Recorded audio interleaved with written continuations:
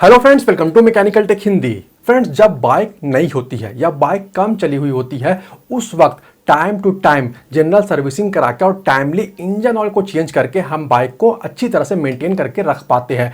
लेकिन जैसे जैसे बाइक पुरानी होती जाती है और 40,000 किलोमीटर से ज़्यादा चल चुकी हो जाती है, तब उस वक्त टाइम आ जाता है कि हम बाइक से जुड़ी हुई कुछ इंपॉर्टेंट बातों का ख्याल रखें। और ऐसे ही 7 पॉइंट्स मैं आपको आगे इस वीडियो में बताऊंगा जो कि आपको चेक कराना चाहिए और जरूरत पड़ने पर चेंज कराना चाहिए, ताकि लंबे समय तक आपके जो बाइक है और बाइक का इंजन है वो हेल्दी और सेफ रह सके। तो वीडियो को पूरा देखें और अगर आप चैनल पे नए हो तो चैनल को सब्सक्राइब भी जरूर कर ले। साथ ही फ्रेंड्स, मैकेनिकल टेक हिंदी के ऑफिशियल ऐप का लिंक मैं इस वीडियो के डिस्क्रिप्शन में दे दूंगा, तो ऐप को भी आप जरूर से डाउनलोड कर ले। अब फ्रेंड्स देखिए, जो पहला पॉइंट है वो है ब्रेक ऑयल, फोर्क ऑयल और कूलेंट। अब मैं आपको बता दूं, ओवर द टाइम बाइक के ब्रेक ऑयल की जो क्वांटिटी है वो कम हो जाती है और क्वालिटी भी खराब हो जाती है, जिससे बाइक का जो ब्रेकिंग एफिशिएंसी है वो कम हो जाता है। तो आपको इसे चेक कराना चाहिए और इसे चेंज भी करा लेना चाहिए, जिससे आपका जो बाइक का ब्रेक्स है वो सही तरीके से और पूरे एफिशिएंसी के साथ काम कर पाएंगे। अब जो फोर्क ऑयल की बात करें तो फोर्क ऑयल के साथ भी ऐसा ही होता है,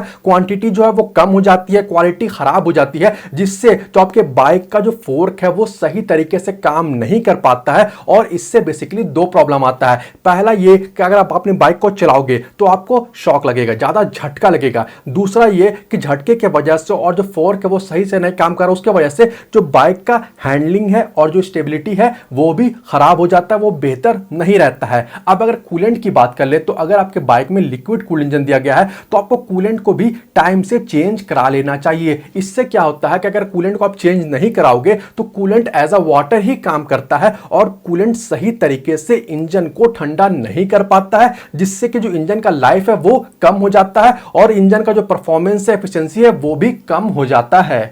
दूसरा पॉइंट है एयर फिल्टर। अब देखिए, हर एक सर्विसिंग में एयर फिल्टर को साफ तो किया जाता है, लेकिन मैक्सिमम लोग इसे सही टाइम पे चेंज नहीं करते हैं। इससे भी नुकसान हो जाता है, क्योंकि इंजन के सिलेंडर के अंदर में जो हवा जा रहा है उस हवा में जो भी गंदगी है, डस्ट है, डिब्रीज है, उन्हें ये एयर फिल्टर ही साफ करते रहता है। तो इन्हें भी 40,000 किलोमीटर के आसपास एक बार जरूर से चेंज कर देना चाहिए। इससे भी आपके जो बाइक का इंजन का परफॉर्मेंस और एफिशिएंसी है वो बेहतर तरीके से मेंटेन रह पाएगा। चलिए, जो अगला पॉइंट है वो है टायर। इससे भी बहुत से लोग नजरअंदाज कर देते हैं और उसे चलाते रहते हैं, जब तक घिसते रहते हैं, जब तक कि वो पूरी तरह से तो फट नहीं जाए, जब चलने के लायक नहीं रहे तब तक लोग चलाते रहते हैं। ये भी डेंजरस होता है। ये राइडर के लिए, जो पीछे पिलियन बैठा है उसकी सेफ्टी के लिए ज्यादा डेंजरस हो जाता है। तो आपको एक बार टायर को भी चेक कर लेना चाहिए। अगर ट्रेड है वो सेफ्टी से कम है तो आपको उसे चेंज कर देना चाहिए। वैसे टायर के ट्रेड्स को किस तरह से चेक किया जाता है, इसके ऊपर मैंने डिटेल वीडियो बनाया है, लिंक मैं इस वीडियो के डिस्क्रिप्शन में दे दूंगा। अगला पॉइंट है हेडलाइट, टेल लाइट और इंडिकेटर बल्ब। अब इससे जुड़ी हुई दो बातें हैं। पहला, मैंने तो बहुत बार देखा है कि जब बाइक पुरानी हो जाती है तो बहुत से लोगों का हेडलाइट, टेल लाइट या इंडिकेटर काम ही नहीं करता है। ऐसा बिल्कुल नहीं करें, ये सेफ्टी के लिहाज से सही नहीं है। अगर ऐसा है तो आप उसे ठीक करा ले। दूसरी बात अगर बात करें तो देखिए, होता क्या है कि ओवर द टाइम जो बल्ब होते हैं, हेडलाइट, टेल लाइट, इंडिकेटर का, उनका जो लाइटिंग का जो एफिशिएंसी है वो कम हो जाता है। बल्ब जलते तो है वो, लेकिन वो ज्यादा लाइट नहीं प्रोड्यूस कर पाते हैं।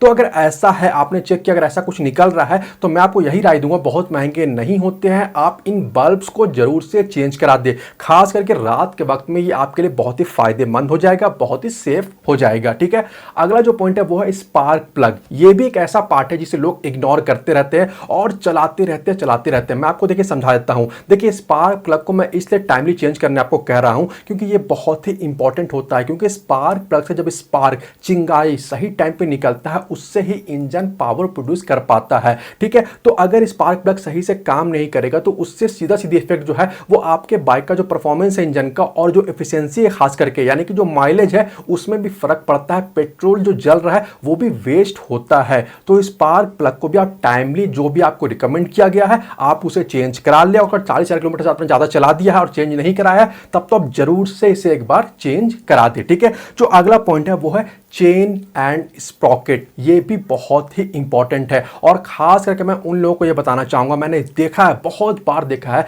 कि बहुत से लोगों का जो बाइक का चेन है वो बहुत ढीला होता है, ठीक है, बहुत ज़्यादा आवाज़ करता है, लेकिन लोग उसे चलाते रहते हैं। मैं आपको समझाता हूँ एक बात, देखिए आप ध्यान दीजिएगा यहाँ पे। ऐसा बिल्कुल नहीं कि चेन स्प्रॉकेट जो खर्च करने में, जो चेंज करने में जो आपको पैसा लगेगा, मैं उसकी बात कर रहा हूँ। मैं आपको टेक्निकल टर्म समझाता हूँ। देखिए जो चेन होता है वो फाइनल ड्राइव यूनिट होता है, यानी कि इंजन जो भी पावर प्रोड्यूस करता है उससे जो बाइक का पीछे का चक्का है उस तक चेन ही ट्रांसफर करता है। इसलिए चेन का सही तरीके से क्लीन लुब्रिकेटेड होना ये बहुत ज़्यादा जरूरी होता है। अब मैं आपको बता दूं कि अगर आप चेन को सही तरीके से मेंटेन करके नहीं रखोगे तो सीधा सीधी इफेक्ट जो बाइक का माइलेज है वहां पे पड़ता है, पेट्रोल का वेस्टेज होता है। जितना पेट्रोल जल रहा है उतना पावर आपका जो इंजन तो प्रोड्यूस कर दे रहा है, लेकिन वो पीछे के चक्के तक नहीं पहुंच रहा है। तो इस बात को आप समझे। चेन और स्प्रॉकेट अगर आपने चेंज नहीं कराया बहुत काफी समय से तो आप उसे चेंज जरूर से करा दे। वैसे घर में खुद से चेन को कैसे क्लीन और ल्यूब किया जाता है इसके ऊपर मैंने डिटेल वीडियो बनाया है। साथ ही जिन चेन के ल्यूब और क्लीनिंग सेट का मैं यूज करता हूं उसका बाइंग लिंक मैं इस वीडियो के डिस्क्रिप्शन में दे दूंगा।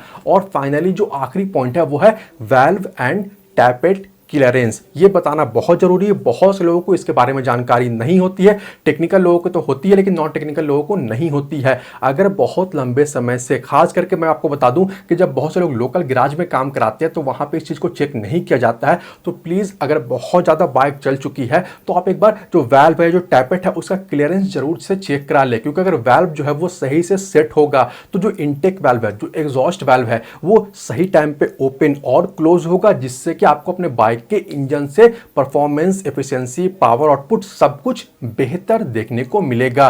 फ्रेंड्स, ये 7 ऐसे इंपॉर्टेंट पॉइंट्स थे जो कि मैंने आपको बताया इस वीडियो में। आप इन चीजों का जरूर से ख्याल रखें जो कि लंबे समय तक आपके बाइक को हेल्दी और सेफ रखने में मदद करेगा। वीडियो अच्छा लगा हो तो वीडियो को लाइक और शेयर जरूर कर दे। वीडियो के बारे और चैनल के बारे में अपनी राय आप मुझे कमेंट करके जरूर बताएं। इसके अलावा अगर आप चैनल पर नए हो या अभी तक आपने चैनल को सब्सक्राइब नहीं किया तो प्लीज चैनल को सब्सक्राइब कर ले और बेल आइकन को भी दबा ले, ताकि आने वाले इंपॉर्टेंट वीडियोस के अपडेट आपको नोटिफिकेशन के थ्रू मिलते रहे।